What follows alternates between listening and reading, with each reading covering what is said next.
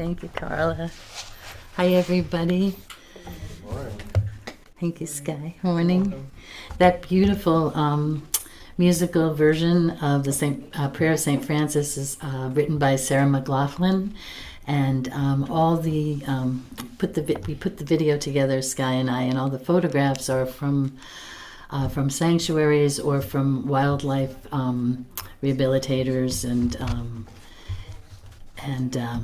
and that photograph of the bears is actually a bear rehabilitator who's in New Hampshire, very close by. So anyway, I'm gonna put on my Clark Kent glasses to be able to read. So, I'm just gonna start off by saying anything that I talk about is something that I am working on in myself. So I'm not an expert. But I came up with this, was working on this talk actually before Carmen did her talk last week on the planting seeds, spiritual seeds in the soil, and I found her talk really inspiring, and it just seemed like an interesting segue. So I'm going to start with the power this month is understanding. And I'm sort of really exploring the powers in a new way right now through Earth Care, which we do once a month as a Friday night spiritual practice, but it's available on the Unity website. The full curriculum, you can do it yourself at your own speed. You can watch all the videos. And it's really, so I've really been enjoying this, and it's been expanding my concepts about the 12 powers. And so the power of this month is understanding, and this is kind of the launching point I want to use for my talk. I'm going to start with reading the Earth Care affirmation for this month for understanding. It says, divine understanding enables me to move through life expressing and embodying love and wisdom. Through understanding, I remember my oneness with God and all of divine creation, and I allow myself to be a force for good in the world. And so my talk on what am I growing in my spiritual garden, or which also can be what am I growing in my spiritual garden? It can be both. I wanted to look at our spiritual habitats that we create with our thoughts, words, and actions, and how these nourish the world we share. And it's interesting about gardens, within spiritual teachings, gardens represent, very sacred events. They're a metaphor for divine transformations. We have the Garden of Eden in the book of Genesis, where life begins, the Garden of Gethsemane, where Jesus prays and questions God about his path.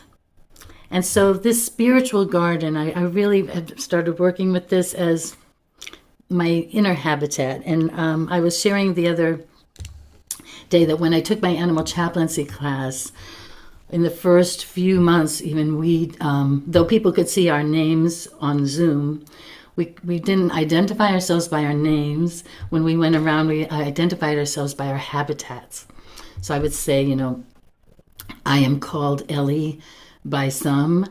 My habitat is, and then I would describe the habitat that I was in. And it really, I noticed how I related very differently to people, how our connections were more intimate, actually, because we didn't have that labeling thing in our mind about, so just about like the surroundings. And so my spiritual habitat, I think of for myself as, I guess I would say is really, we could even say are like the 12 powers: love, faith, understanding, joy, creativity, transformation, rebirth, forgiveness. I mean, all of these things are in my spiritual habitat. Now, I don't know that I've had any for much of my life, I think even before unity. I don't know that I've had an awareness of that habitat, even though I was residing in it and living my life through it. So how I create this garden and how I'm a steward of this garden, of this spiritual habitat, with my thoughts, words, and actions, is kind of been an awakening for me in what I think and believe, how I give expression to this in my life, in my relationship with others, and how this affects the world that I am part of, at one with. As an example, I'm going to talk about National Wildlife Federation. It talks about intentional gardening. And this is something I'm trying very slowly in my own life. But they talk about if you are in a space, even a small space, with the ability to cultivate, to be with plants or whatever, to create intentional habitats, to take what is already there and to support, to nourish the wildlife, to nourish the existing plants, and how this creates abundance. It creates abundance for all the animal life. It creates abundance for the person doing it. And so they call it intentional gardening. And so I started to think of that with regards to my spiritual habitat and being an intentional gardener, an intentional steward of that. Because I'm not a good gardener. Up to this time in my life, I have not been I haven't had a natural ability as a good gardener, either in literal gardens in the physical realm, or also in my own inner realm. I think for much of my garden is things that were already always there. Love, joy. Those things that were already there in the garden when I came into physical being.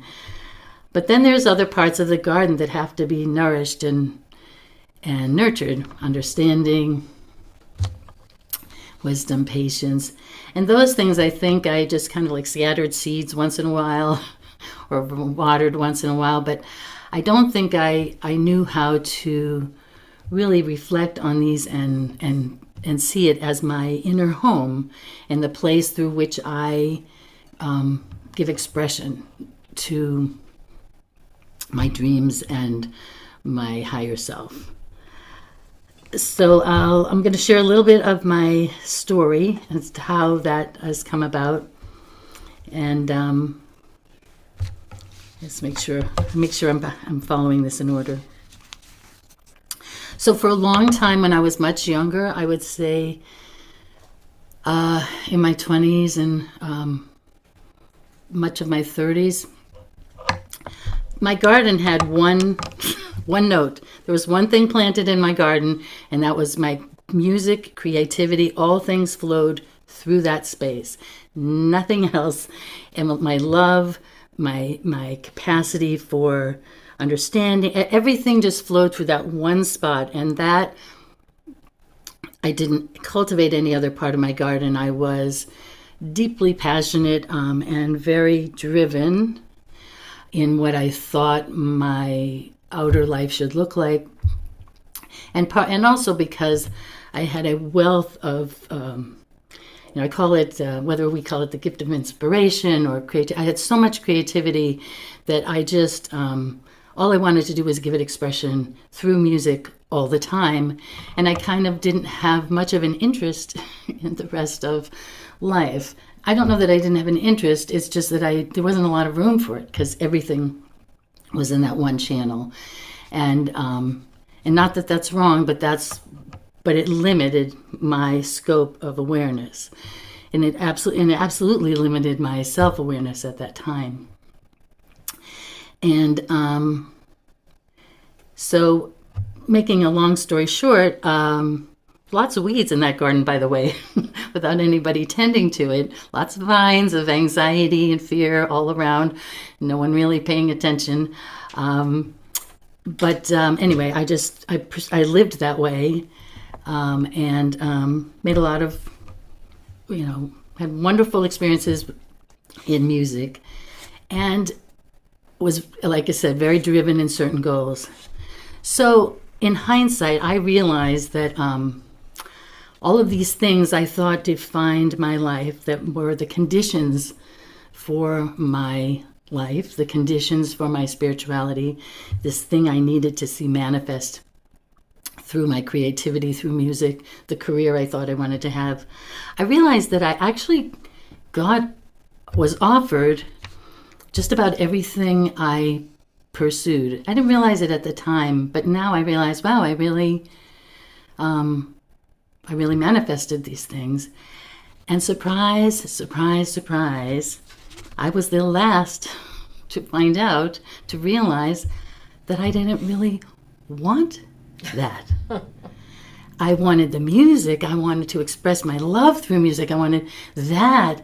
But this thing I was chasing that I thought, this is my garden, this, once it was handed, the opportunity, I realized I had all these reservations, and I realized in hindsight, because it wasn't really true to my nature. There was so much more of me that was wanting to be fed, wanting to be nourished, wanting other things, wanting to be planted. And so at that time, it was sort of, I guess you would call it might have the appearance of being like a crisis of faith, but it's more like a breaking through of awareness. So a big part of my spiritual garden is my self-awareness, spiritual awareness, watching my thoughts, when I think, asking myself, is this true? If I tell myself blah, blah, blah, and checking myself and say, but is this true? And really reflecting on it. And then my words and actions, how I give expression to my, to the things that I'm trying to grow within myself, which I do, obviously through affirmation and prayer, but also by asking myself questions beyond what I want or what I think I want. Asking, what is being asked of me? What is speaking to me? When I ask myself, what is being asked of me? I always have an answer, even if the answer is do the next right thing. Even if the answer is wash the dishes. I mean, it's very centering for me to ask, what is being asked of me? How am I to be a good steward in this moment of my spiritual life, or of what does the moment require? And this is a big, this is like an opening of like understanding that like I'm listening now. I'm less of the talking and me telling the universe what I'm going to be doing, and more in relation and listening to how I'm interacting with the universe, how what I do maybe affects the universe, in its own way. So I'll just share a couple of things that I have started doing that I just want to make sure I cover everything.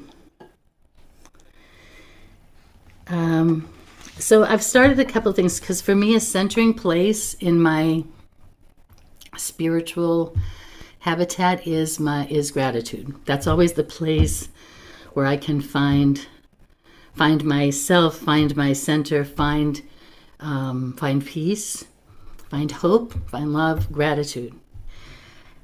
And I have a friend, and she says as a kind of like a mantra all throughout the day, thank you, God, I have no complaints whatsoever. And when I say that, I feel like amazing, because I really do have no complaints whatsoever, which you wouldn't know if you were in a conversation with me. But so this gratitude, I've started to create this practice where I write these gratitude letters. Some I send to people who are still alive. Some I just write to people maybe who have passed on. I mean, I'll probably spend the rest of my life writing these letters because there's so much so many people, so many animals, so many plants to thank. And in the letter, I identify, I thank the person or the animal. I bless them. I say what it is, how they affected me, how they healed and transformed my life, how they blessed me. And this practice has been really profound because I can feel it like shaping things and moving things. And I can feel it feeding my spiritual habitat, my spiritual garden. The other thing I have not started doing, but it is my intention to do it, is in areas where there's still painful memories, or people know I've been working with this form of therapy called EMDR. It's for PTSD and trauma, and it's been really illuminating because I realize how much of my spiritual habitat, where I go to, where my nourishment is, and where my transformation is. But one of the things I realized through this is that for me, I need something like tactile to be able to visualize. So I think I'm going to begin, whether I do it through an organization or whether I do it in my own space, planting either a plant or trees around areas of my life where I want to mark forgiveness, where I want to release false beliefs or painful memories, where I want to just bless it, and if I put that into planting a tree or a plant, then in my mind, when I think of that moment or the things that I'm releasing or that I'm bringing forgiveness to, I'll visualize that tree with animals living in the tree and birds sitting in the tree. I'll visualize this new life. I'll be able to visualize how such good things are coming from this. And so for me, like finding these creative ways of bringing these spiritual principles into like this, the form of a garden. And this has been a real eye-opening, a really tremendous experience for me. I don't know if I'm giving it, I don't know if I'm expressing it well. Yes. Wonderful. Thank you, Linda. I want to share this story. I don't know if it'll make sense within. So when I used to sing, there was a woman who was a friend of mine. She had a incredible voice. I mean, she was like this small person with this massive, like phenomenal, like a supernova, this voice that was just like, wow. You'd just hear it. People would be like, ah. And, she, like, I guess, I would maybe call her like a diva. It's this really big, gorgeous voice. And she and I were singing, we were part of this group of people. This was in the 80s. We go into hospitals, into the AIDS wards, and at that time, AIDS was, it was terminal. It was, considered a death sentence or whatever. And so it was like very emotionally, very intense.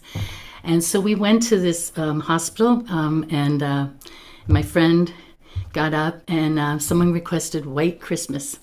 Now, and she sang it like gloriously. Everyone was like went wild.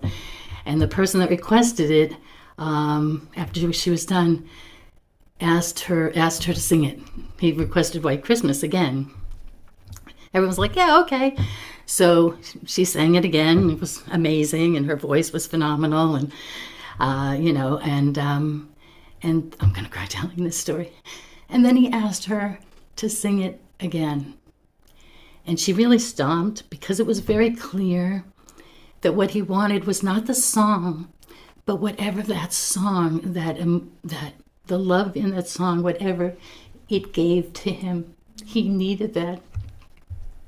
And she got on her knees in front of him, and she took his hands, and she sang it, but you could barely hear it because she was trying not to cry, so her throat was choked up.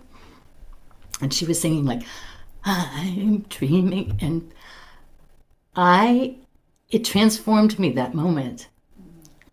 When I hear White Christmas, a song I never liked, by the way, when I hear it now, I think of my friend singing to this man, and the love that came through her because of the intention. Like, even though she has this gorgeous instrument, and God blessed her with a beautiful, beautiful instrument, but she didn't even need that instrument to communicate like the depth of the love through a song. You know, it was so healing. Everyone in the room could feel it. I mean, I could feel it as if she was singing like into my soul. And that kind of intention, like that kind of spiritual intention, that's the place where, you know, our divinity is. And I think of that like in my, when it comes to my spiritual habitat, where music is in my spiritual habitat now, it's in that White Christmas place. You know, it's in that place. I mean, I still really, really love it, but it's like in that place where transformation, and so I just wanted to share that, and just to talk about Lynn, and I didn't get into. I'm going to just share end on a funny note. In real life, we have where we live. We have this fence, you know, that blocks off. There's a little lot next door, and somehow when they pushed up some rocks next to it, and these vines have grown, and it broke open the fence. So it looks like from the outside, it looks pretty ratty. However, that opening from the broken fence, all the rabbits and groundhogs that live on the other side come right through. I've actually called it the freeway of love now, because they run right through. And I'm like, you know, so, and that's not something although if I had known that would have happened, I would have broken the fence myself. But that, even so, those are things that in our spiritual gardens, that I'll use that as a metaphor, that there are things that sometimes we don't do, sometimes things that happen, but they turn into being, and no matter what they look like, they're still feeding our soul. So that's really what I wanted to say for this. I'll just close with this, a meditation. I'll also end with I'll read the Earth Care affirmation one more time. Divine understanding enables me to move through life expressing and embodying love and wisdom. Through understanding, I remember my oneness with God and all of divine creation, and allow myself to be a force for good in the world. Okay. Could I say that one more time? Oh, sure. Yes. Divine understanding enables me to move through life expressing and embodying love and wisdom. Through understanding, I remember my oneness with God and all of divine creation, and allow myself to be a force for good in the world. And amen. We'll do a short meditation. We'll go into. And thank you for this opportunity and this honor to share this part of my journey. I appreciate you all so much. No, that's good.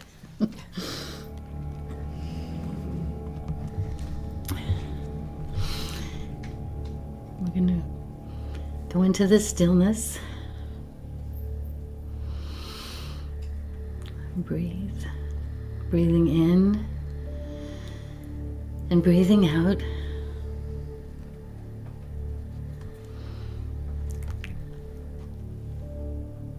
I'm going to share a little bit of my gratitude habitat practice with you.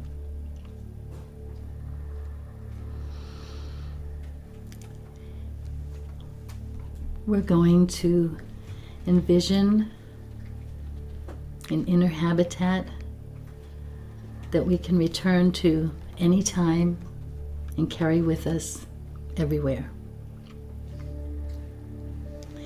In this inner habitat, we will go to plant seeds of gratitude, to say thank you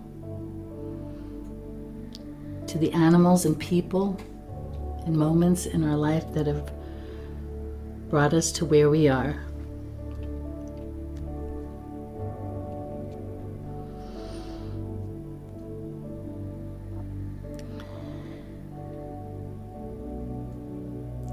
We're going to be taking a very short walk. We have with us a small handful of seeds. And we start walking up a path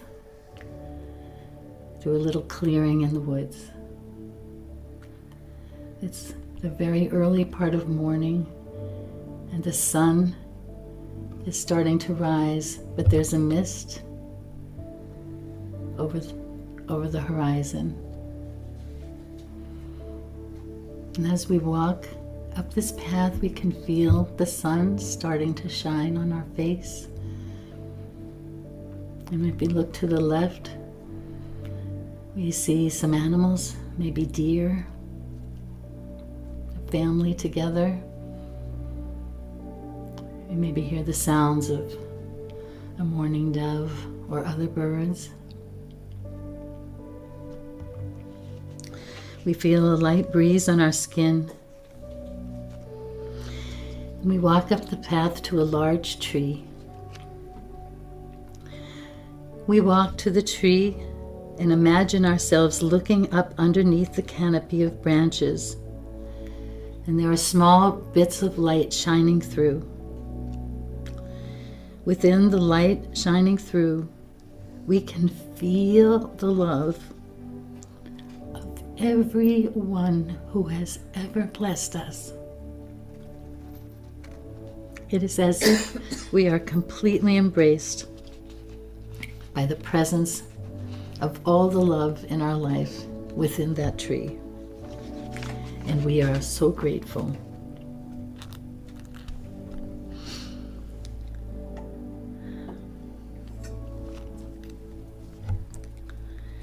We've brought an offering to this moment. We take out the seeds we have in our hands and we place them wherever we want near the tree as our offering to say thank you, our gratitude blessing. Our offering is a promise of how we want to be a steward for this great love that we feel. We feel our hands in the dirt. We make a place for the seed and we place it inside and gently cover it over. We say thank you to the seed and the mystery that lies within. We stand up and we place our hands on the tree. We say thank you to the tree. Thank you for your being. Thank you for your love.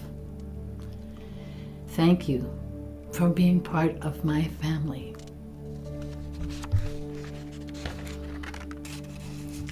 We bow our heads to this sacred space and turn to begin our walk back down the path. As we walk down the path, we see animals on each side as we are leaving. We know that we can return here anytime with questions, with more seeds, with water for the seeds, with sorrow, with joy, with love to our gratitude habitat. We feel our breath in our bodies as we come back down to the place where we began. And we say thank you. Amen.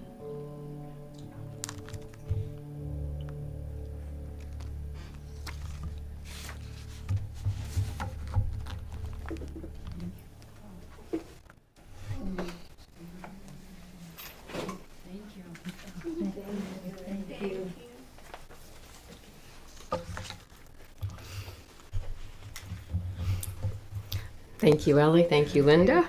All our lighting assistants. And thank you, Sky, for the music. Oh, thank you. Now we'll go into our prayer requests. Affirmative prayer and meditation have been part of the Unity teaching since the movement began 130 years ago.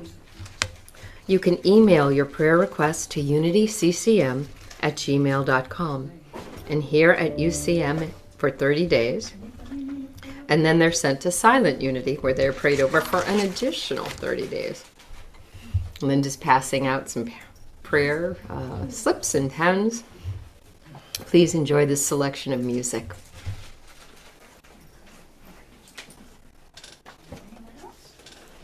Thank you. Thanks so much, Linda. I think I have a pen. Oh, yeah, there's one right here.